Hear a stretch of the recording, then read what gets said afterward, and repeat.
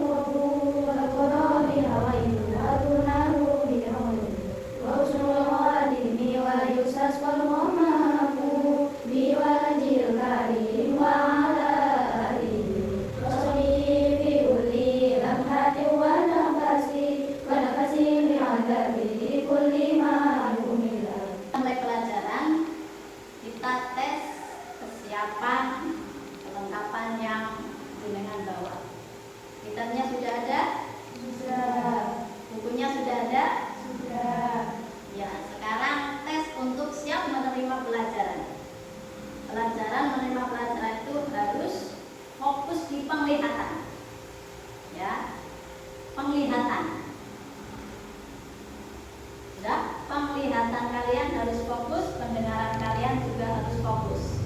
Sebelum kita mulai pelajaran, kita cek konsentrasi panjenengan terlebih dahulu. Ketika saya bilang tepuk 1, maka jenengan harus tepuknya 1. Tepuk 3 berarti tepuk 3. Ketika jenengan tepuknya kok 1, tepuk 3, berarti jenengan kurang konsentrasi. Konsentrasi dimulai.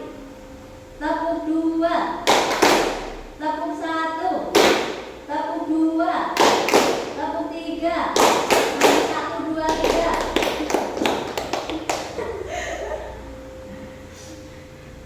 Tepuk 1, tepuk 2, tepuk 3, tepuk 5. Berarti lumayan konsentrasi. Berarti kalian semua sudah siap memulai pelajaran pada hari ini. Pelajaran yang kita kaji yaitu pelajaran tentang kitab yang menjelaskan tentang halal dan haram di dalam kitab Fathul Qorib Al-Mujib atau matanya yang namanya Bayaan wa Taklif. Ada yang menjelaskan tentang makanan halal dan haram. Sebelum kita mulai pelajaran,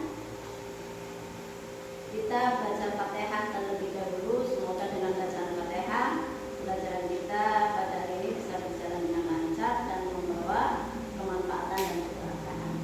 Ilahun Nabi Mustafa Muhammadin sallallahu alaihi wasallam wa ala alihi wa ashabihi wa dzurriyyati wa ahli wa khususan ila musannifil kitab syai'un lillahi lahumul Fatihah.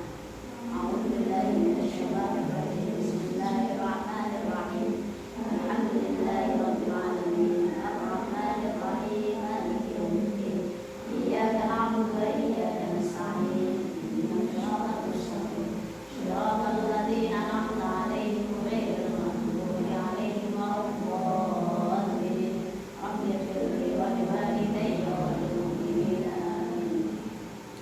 Qala musannif rahimahullah ta'ala wa nafa'ana bihi wa bi 'ulumi fid dharain amin ya rabbal alamin.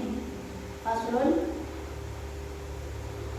wa kullu hayawanin istaqabadul arabu fahuwa halalun illa ma warada asy-syar'u bitahrim. Setiap hewan yang dianggap baik menurut orang Arab itu hukumnya halal, kecuali ada syariat yang menjelaskan tentang keharamannya. Wa kullu hayawanin istakbasat bul arabu bahwa haramun illa ma warada asyam'u biibahati.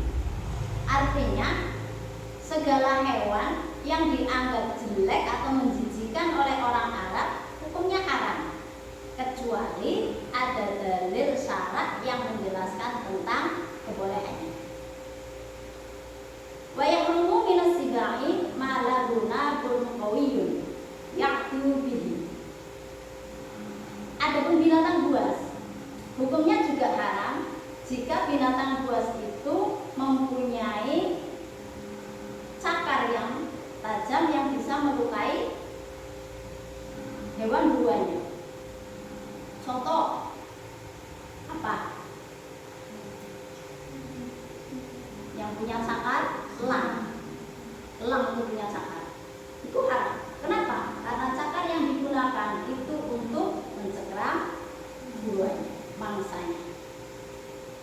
Wa yahrumu minat tuyuri ma lahu mikhlabun qawiyyun yujri'u bihi. Wa yahrumu minas sibai ma lahu nabun qawiyyun ya'tu bihi. Dari golongan binatang buas, haram jika binatang buas itu mempunyai tali yang kuat yang untuk menggigit buruannya. Contoh singa, contoh lagi harimau, contoh lagi serigala. Itu haram hukumnya.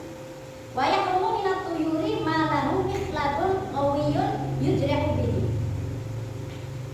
Dari binatang yang berupa burung yang diharamkan yaitu burung-burung yang mempunyai cakar yang kuat yang untuk mencengkeram atau melukai mangsanya. Itu haram. Contoh elang. Tapi wa yahillu lil muqarri fil mahsadi ayyakula minal maitati al muharramati ma yasuddu bihi rimqo. Tapi bagi orang yang terpaksa, ya, bagi orang yang terpaksa itu boleh memakan bangkai yang diharamkan sekira bisa untuk menguatkan nyawanya tidak terlepas dari jasadnya.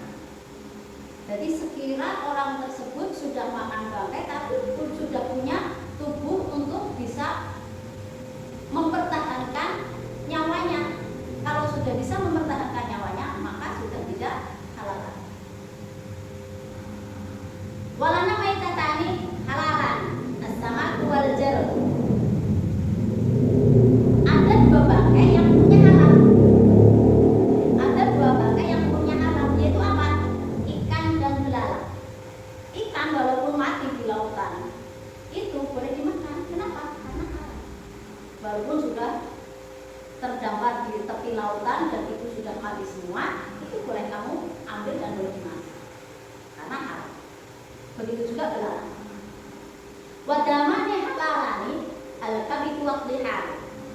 Darah itu juga ada yang halal ternyata. Apa? Yaitu hati dan liver. Limpa.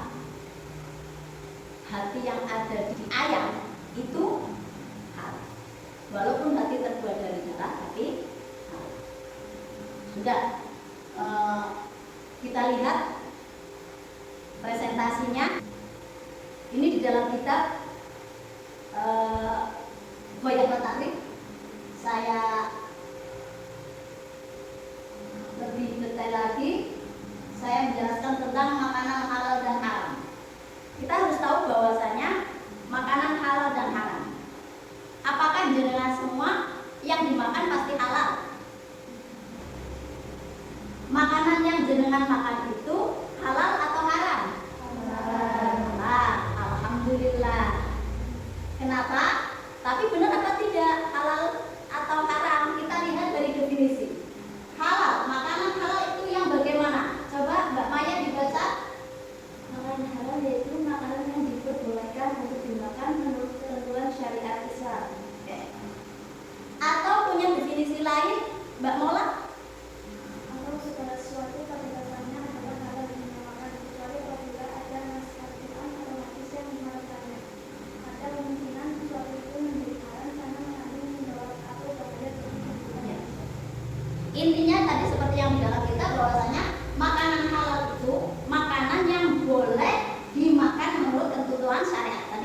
syariat dikatakan semuanya halal kecuali ada dalil yang menghalalkan.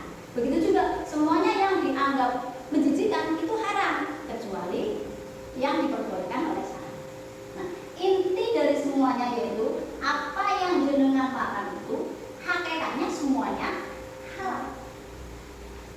Tapi kemungkinan juga sesuatu yang tadinya halal itu bisa menjadi haram karena adanya sesuatu yang lain. Contoh, makanan yang ada pengawetnya. Makanan yang ada pengawetnya itu dalam jangka panjang itu berbahaya atau tidak? Berbahaya. Maka kalau lama-kelamaan makanan yang mengandung pengawet yang banyak, maka hukumnya sebenarnya haram. Kenapa? Karena bisa membahayakan kehidupan manusia. Lanjut. Dari Al-Qur'annya itu ada di dalam Al-Qur'an surat Al-Baqarah ayat 168. Bisa dibacakan? Mbak Susi.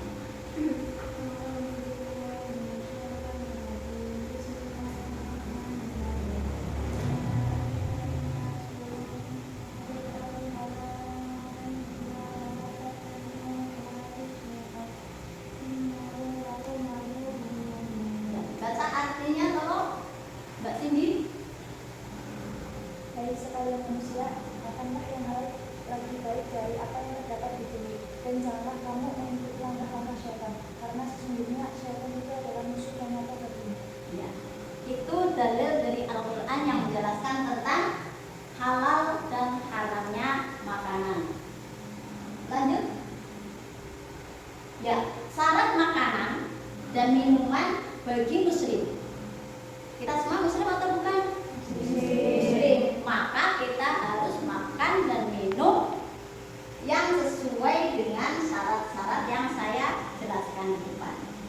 Yang pertama, makanan dan minuman yang kalian makan atau seorang muslim makan harus yang halal. Halal itu bisa didapat dari cara mendapatkannya. Ya, halal itu dengan cara mendapatkannya. Nafkah yang benar, menjadi guru, menjadi sopir truk, menjadi apa lagi? Ibu rumah tangga, menjadi pedagang, itu halal mendapatkannya. Maka apa yang didapatkan, rezeki yang didapatkan dari hal-hal yang halal, maka jadinya halal. Yang kedua, halal mungkin karena proses atau cara pengolahannya. Proses, oke, proses. Ketika ada ayam halal apa tidak? Halal. Tapi ketika memproses atau menyembelih ayam tersebut tidak sesuai dengan syariat Islam, maka ayam tersebut dianggap bangkai. Bangkai itu hukumnya haram, ya kan? Haram berarti cara pengolahannya atau cara memprosesnya tidak benar. Tapi ketika ayam tersebut disembelih menurut sesuai dengan ketentuan syariat, maka ayam itu halal. Yang ketiga, halal karena zatnya. Karena zatnya apa? Ya, ayam memang halal, ya kan? Kambing halal, sapi halal. Itu memang dilihat dari zatnya sudah halal. Nah, di sisi lain yang kita makan tidak hanya halal tapi harus thayyib. Thayyib itu apa? Coba bacakan Mbak Ulma. Thayyib itu apa?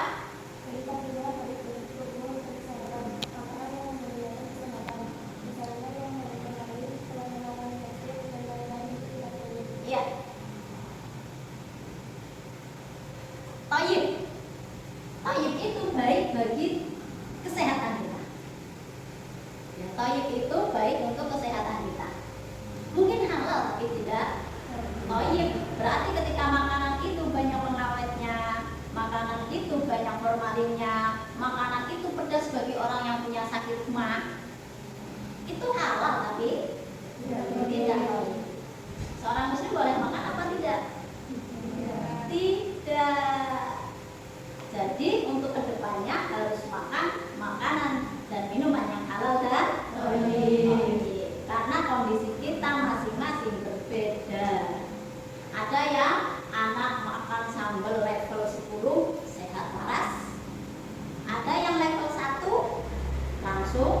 mules.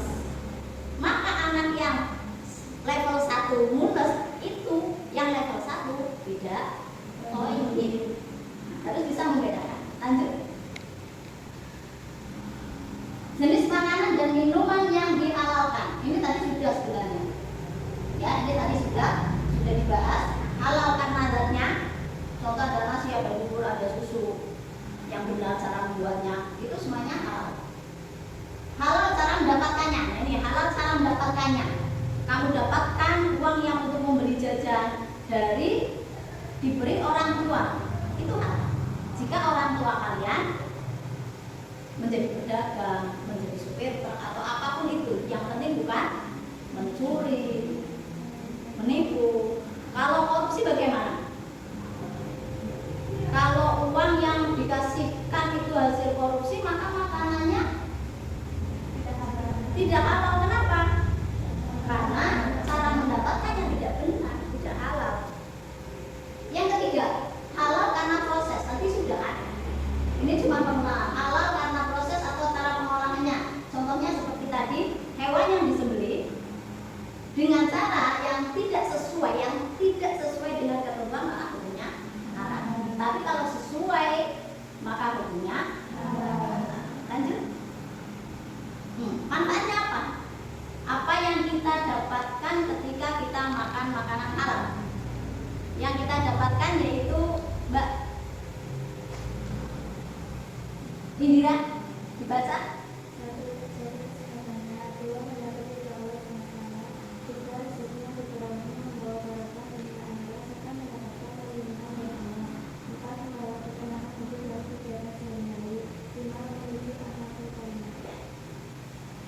Ya, itulah manfaat yang sudah dibacakan oleh Mbak Indira. Kalian bisa merasakan sendiri.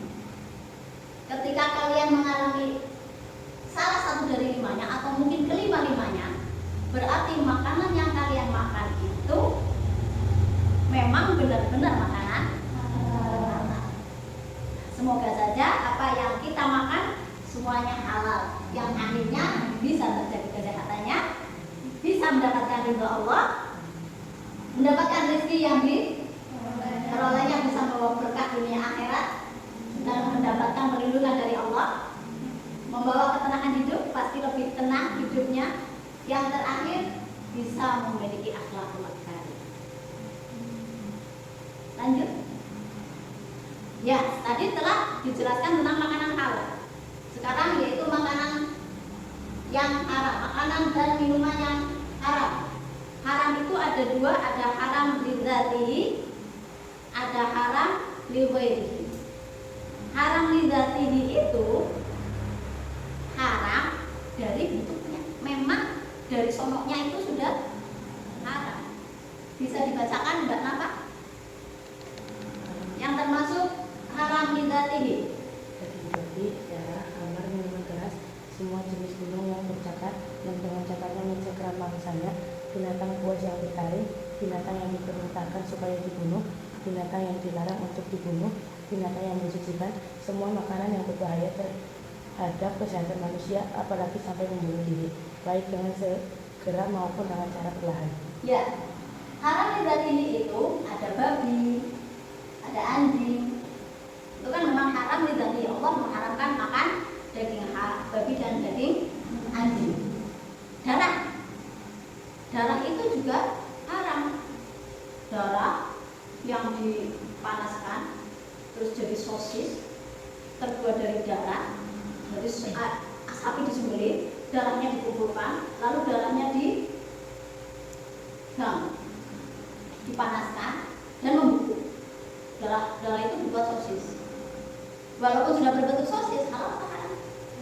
Haram karena darah itu hukumnya haram. Tapi kita ada dua darah yang tadi halal hukumnya kan? Apa? Limpa dan hati. Khamr, arak, sesuatu yang memabukkan. Tidak hanya arak, tapi semua sesuatu yang memabukkan itu haram. Nah, burung yang mempunyai cakar yang untuk mencengkeram mangsanya itu haram juga. Contohnya tadi apa? Elang.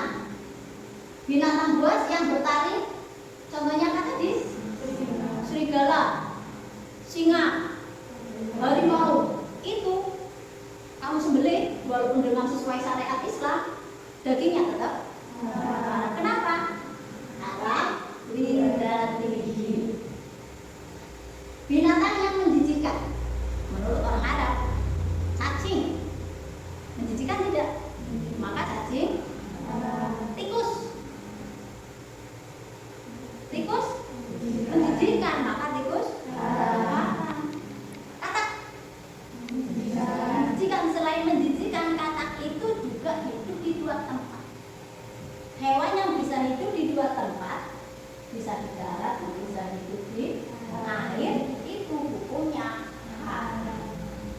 Kalau jenengan kok nemu di pinggir-pinggir jalan ada sate suike, itu sate yang dibuat dari kata. Jangan gumunan. Suike penasaran lebu pangan jebule opo. Jangan. Terus semua makanannya berbahaya bagi kesehatan manusia. Apa contohnya? Racun. Racun itu membahayakan tidak? Membahayakan. Yang membahayakan lagi apa? Beling apa? Pecahan kaca membahayakan tidak? Iya.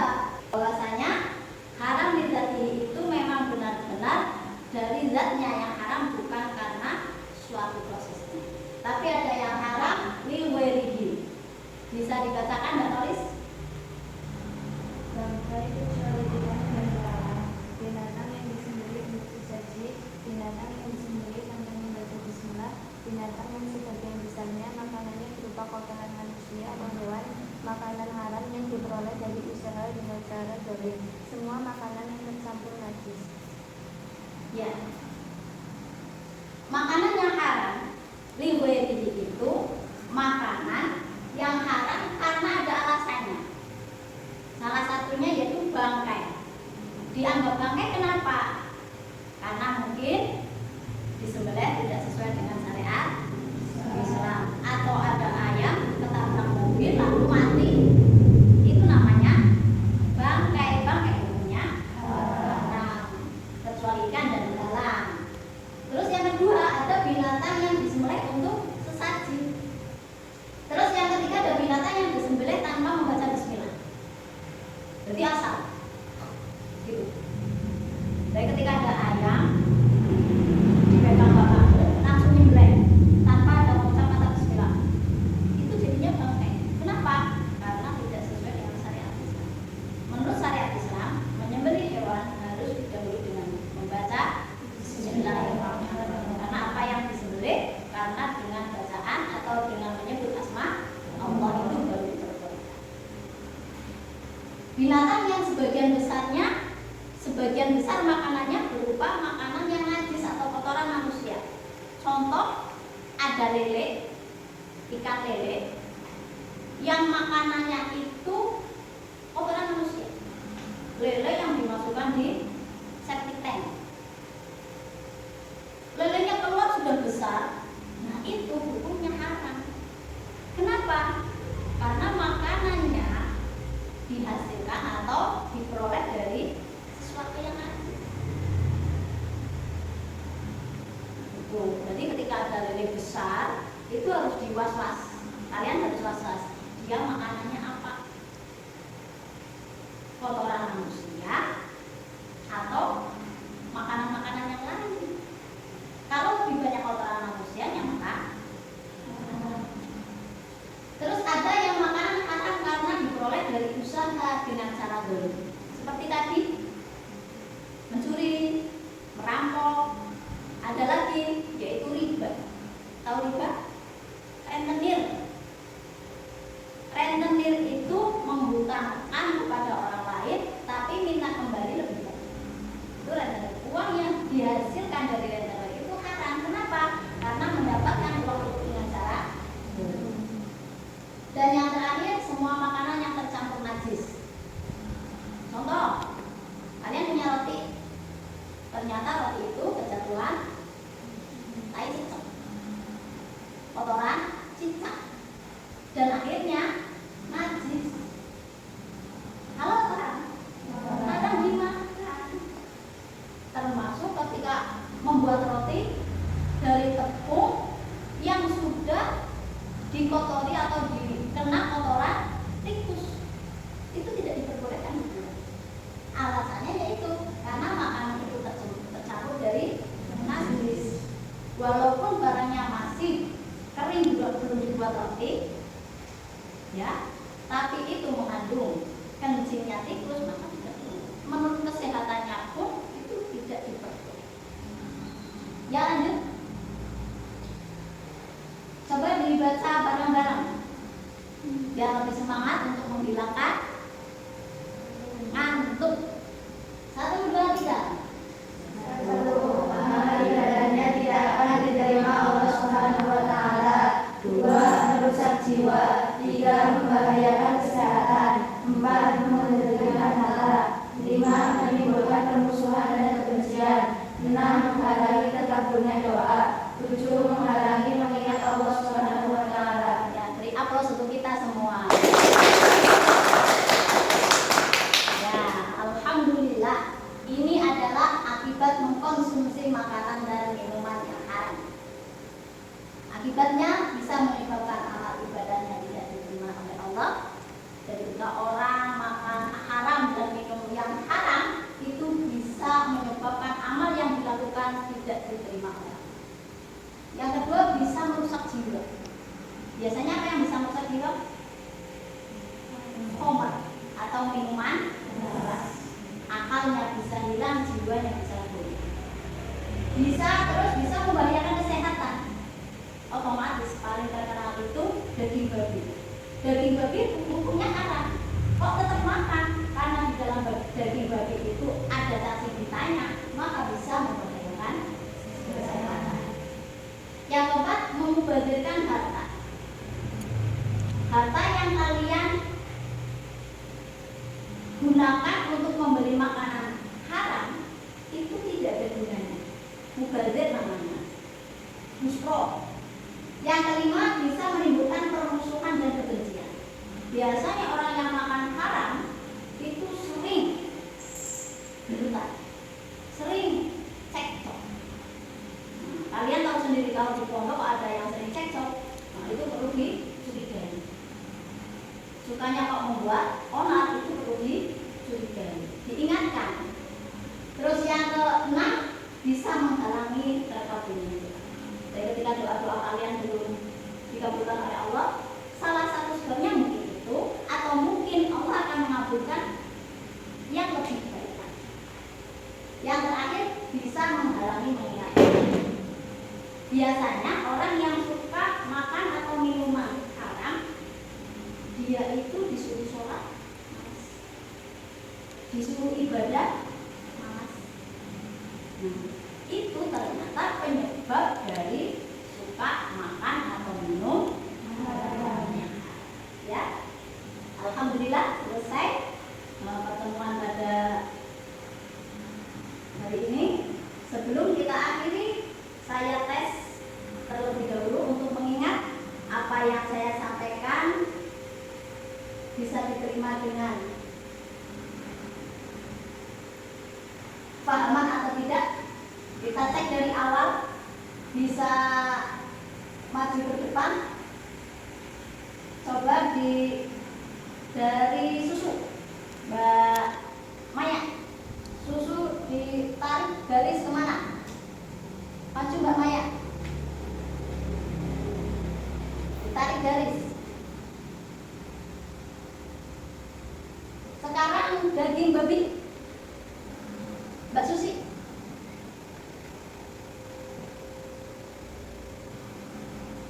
Iya, daging babi hukumnya haram karena apa? Haram karena apa? Lidzatihi, karena memang menurut syariat Islam hukumnya haram. Sayuran, Mbak Maula.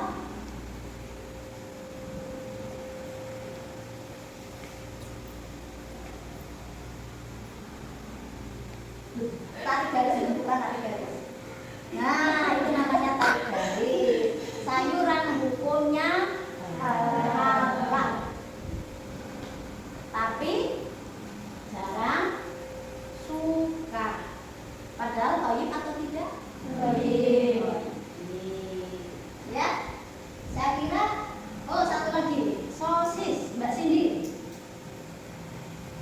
Sosis darah hukumnya apa? Iya. Kenapa sosis darah hukumnya haram? Berarti haram apa? Haram lidzatihi. Sudah paham? Alhamdulillah.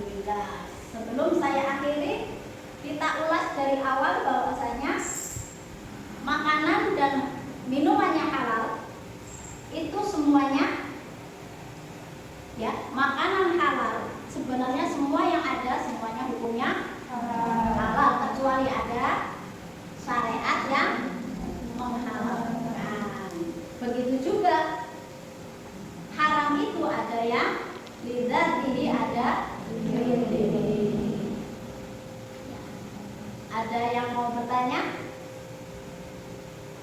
Ketika tidak ada yang bertanya, berarti saya anggap semuanya paham.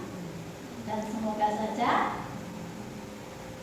setelah kita mempelajari tentang makanan dan minuman halal dan haram, kita bisa menjaga makanan yang kita makan harus halal, baik di dalam zatnya, cara mengolahnya, atau cara mendapatkannya. Jadi ada 3 alasan halal, yaitu halal karena zatnya,